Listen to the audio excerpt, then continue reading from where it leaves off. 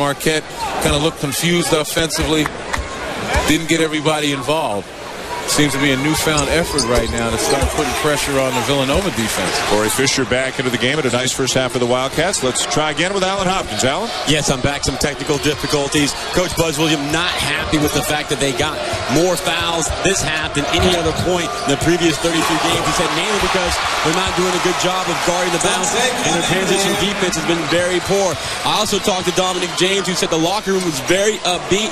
He said he told the guys it's a long game. Let's come out and play hard, and we'll be back in this game. He said, mark my words. All right, well, they got to defend the back screen and the alley-oop a little bit better if they're going to get back in this game. And they've got to be a little more assertive, even though they've gotten to the free throw line a number of times. It just tells you that even more so, if they start putting the ball on the floor, drawing defenders and kicking the guys, that they're going to have much more success.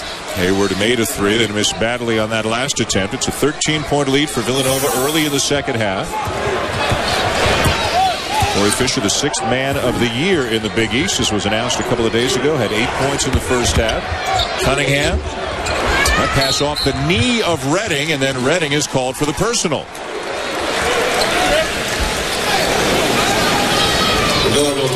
Scotty Reynolds does a lot more than just score. And take a look at him right there with the back screen on Dwight Burke. And just a nice job with the delivery. No pressure on the ball. But Scotty Reynolds more than just a scorer. And we've seen him play pretty tight defense as well, making it difficult for Jarrell McNeil. Maurice Acker turns the corner. Nice feed into the corner. A wide open McNeil. So Hayward has hit a three. McNeil has hit a three. And Marquette is back within 10. Both of them off penetration, putting more pressure on the defense. That's when the Golden Eagles are at their best, when they penetrate and kick to a teammate instead of trying to take it all the way themselves. Reynolds misses. Rebound, Golden Eagles.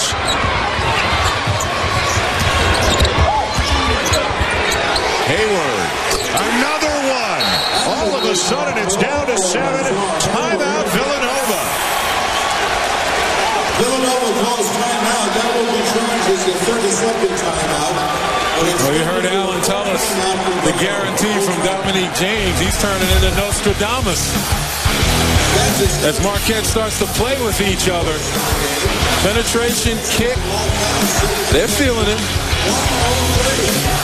Marquette has outscored Villanova 11-2 to begin the... What a difference a half makes. Marquette on an 11-2 run to begin the second half, back within 7 all of a sudden, knocking down three-pointers. Dominic James has turned from floor leader into cheerleader for the Golden Eagles here early in this half. Well, the difference between the first half and this half is there's penetration with a purpose. As you see Maurice Acker penetrate and look for shooters. In the first half, Jarrell McNeil was the guy who was penetrating, but his head was down. He's trying to make it happen.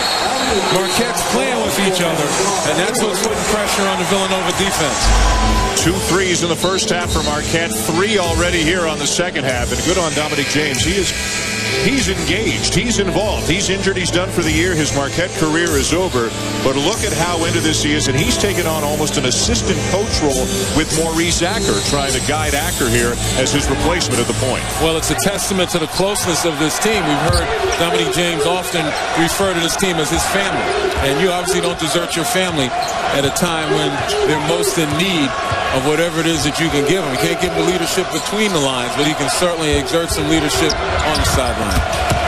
Fisher on the penetration. Beautiful feed to Redding, and Villanova doing to Marquette just what Marquette have been doing to them. Penetrate and find the open man. And that's a nicely developed play coming out of the timeout. Hayward with Reynolds on him out on the perimeter right now. They're not posting up Hayward at all. Which is funny. Now he's calling for it. You see him get his hand up in the air, spread the floor. Better get Acker deep in the corner. McNeil misses the three. Acker runs it down. And see, Jarrell McNeil obviously wants to help his team win, but to do that, he doesn't have to necessarily shoot the ball. Got to recognize the weaknesses and attack them.